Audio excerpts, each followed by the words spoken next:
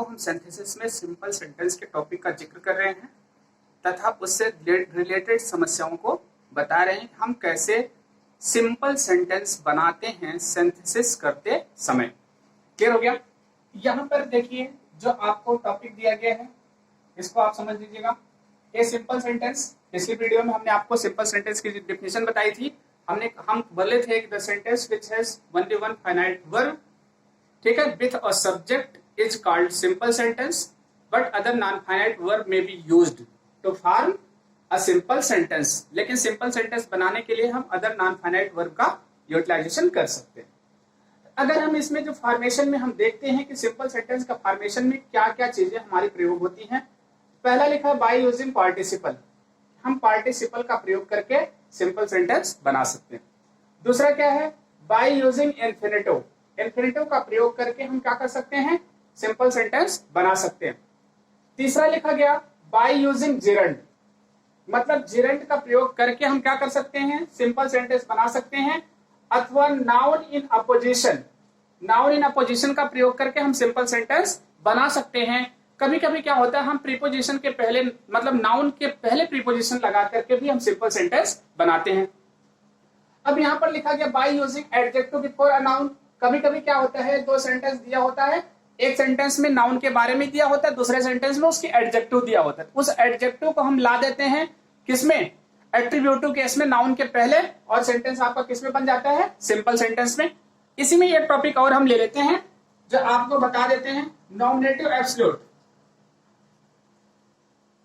क्या है nominative absolute? Nominative absolute का प्रयोग करके भी हम क्या करते हैं, सिंपल सेंटेंस बनाते हैं। तो आज का जो हमारा सबसे पहला टॉपिक है, आप लोग इन टॉपिक को नोट कर लेंगे कि कौन कौन से टॉपिक है सिंपल सेंटेंस में बनाते समय। अब हम सबसे पहला जो हमारा टॉपिक आते हैं, इसमें हम सिंपल सेंटेंस बनाने में किस प्रकार से हम पार्टिसिपल का प्रयोग करते हैं। तो सबसे पहला जो यूज आपको बताना है वो किसका प्रयोग है, पार्टिसिपल का।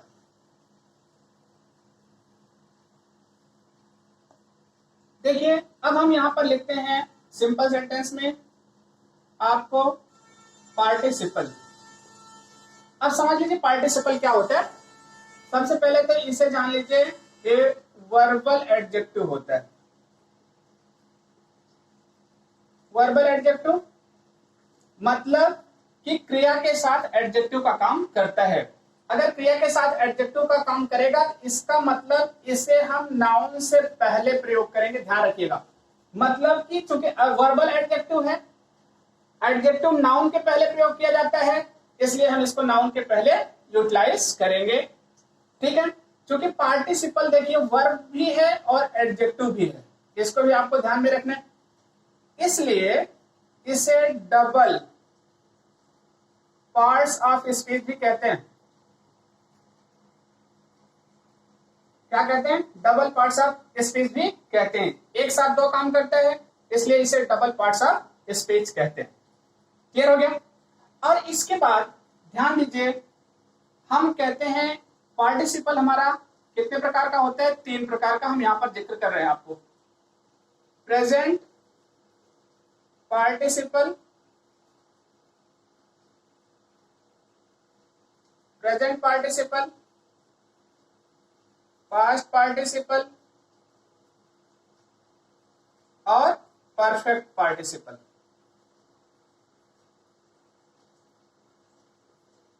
परफेक्ट पार्टिसिपल, इतने प्रकार के हम पार्टिसिपल बनाते हैं। मतलब प्रेजेंट, पास्ट और परफेक्ट पार्टिसिपल बना लगा करके हम सिंपल सेंटेंस बनाते हैं। अब समझ लीजिए प्रेजेंट पार्टिसिपल क्या होता है, वर्ब की फर्स्ट फॉर्म में आईएनजी लगा करके बनाया जाता है।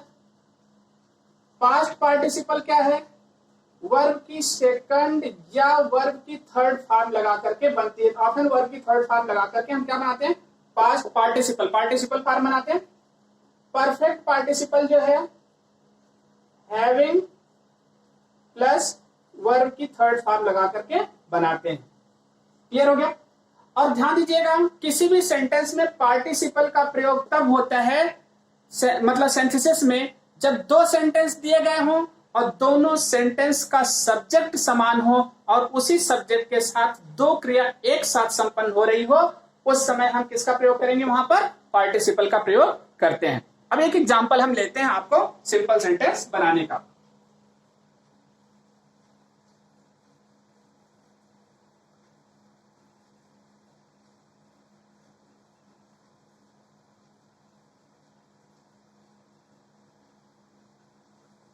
देखिए एग्जाम्पल जैसे मान लीजिए हमने लिखा यहां पर I saw a lion full stop I ran away. ध्यान दीजिए लिखा गया सेंटेंस आपका I saw a lion I ran away. मैंने शेर देखा और मैं क्या हो गया? भाग गया। अब देखिए ए भी सब्जेक्ट है, ए भी सब्जेक्ट है, दोनों सब्जेक्ट समान हो गए। दो क्रिया हो रही, सा मतलब रैन देखने और भागने की। अब इसमें हमको ये ध्यान रखना है कि कौन सा काम पहले हो रहा है, कौन सा काम बाद में हो रहा है। तो पहले देखने का काम हो रहा है, उसके बाद भागने का काम हो रहा है, लेकिन देखने और भागने के बीच का जो टाइमिंग अंतराल है वो ना के बराबर है, इसलिए यहां पर हम किसका प्रयोग करेंगे? प्रेजेंट पार्टिसिपल का प्रयोग करेंगे। अब जैसे लिख दिया यहां पर, सा को हमने चेंज किया, क्या हो गया? Seeing a lion. ठीक है, क्या हो गया? Seeing a lion I ran away. आपका सिंपल सेंटेंस कन्वर्ट हो गया। आपकी परीक्षा में ऐसे दिया भी जाएगा सिंपल सेंटेंस चेंज करने के लिए। क्या हो गया? Seeing a lion I ran away. Clear हो गया? जैसे यहां पर लिखा गया चाइल्ड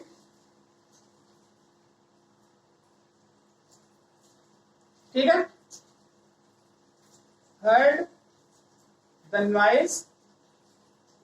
ठीक है, क्या लिखा गया? Child heard the noise it. अब चाइल्ड में हमने इट का प्रयोग कर लिया, इट वॉक अप लगा दिया, मतलब बच्चे ने आवाज सुनी और क्या हो गया? उठ गया, जग गया। मतलब अब क्या है? दो देखिए दो काम हो रहा है, एक जागने का और एक सुनने का। चाइल्ड यहाँ है और चाइल्ड के लिए इट का मतलब दोनों सब्जेक्ट एक है, दोनों क्रिया एक साथ संपन्न हो रही, लेकिन उसके आवाज सुनने और उठने में टाइमिंग अंतराल ना के बराबर है, इसलिए यहां पर हम इस रूप में प्रयोग करते हैं हियरिंग अ नॉइज। और हियरिंग नॉइज कर लीजिए, द नॉइज हटा सकते हैं, कोई दिक्कत नहीं। Hearing noise. अब यहां पर इट के स्थान पर हम किसका प्रयोग करेंगे? चाइल्ड का। Child work up. समझ में आया? ये आपका क्या है? प्रेजेंट पार्टिसिपल हम इस रूप में बनाते हैं। ऐसे ही मान लीजिए आपका सेंटेंस लिखा गया I lost my pen full stop I found it. देखिए कह दिया गया I lost my pen I found it, मैंने अपनी कलम खो दी थी, मैं इसे पा गया।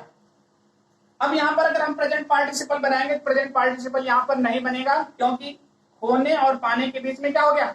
टाइमिंग अंतराल ज्यादा है, इसलिए यहां पर पास्ट पार्टिसिपल प्रयोग होगा।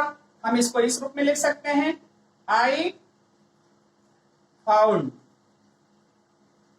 ठीक है, माई लॉस्ट पेन, मैंने अपनी खोई वाली कलम पा गया, ये पास्ट पार्टिसिपल आपका बन गया। क्लियर हो गया?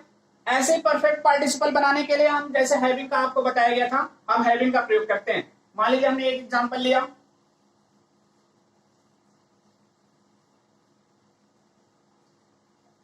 हमने लिखा क्या? I finished my work, I finished my work full stop I went to bed, I went to bed. ठीक, मतलब मैंने अपना कार्य पूरा किया और मैं कहा गया? सो गया। अब देखिए यहां पर एक काम पूरा करने और दूसरे काम को करने के बीच में प्रेजेंट पार्टिसिपल से थोड़ा सा अधिक टाइमिंग हो रहा है, इसलिए यहां पर हम पास्ट पार्टिसिपल का प्रयोग मतलब परफेक्ट पार्टिसिपल का प्रयोग करते हैं और इसको इस रूप में बनाते हैं having finished my work I went to bed. Clear हो गया? तो आज इस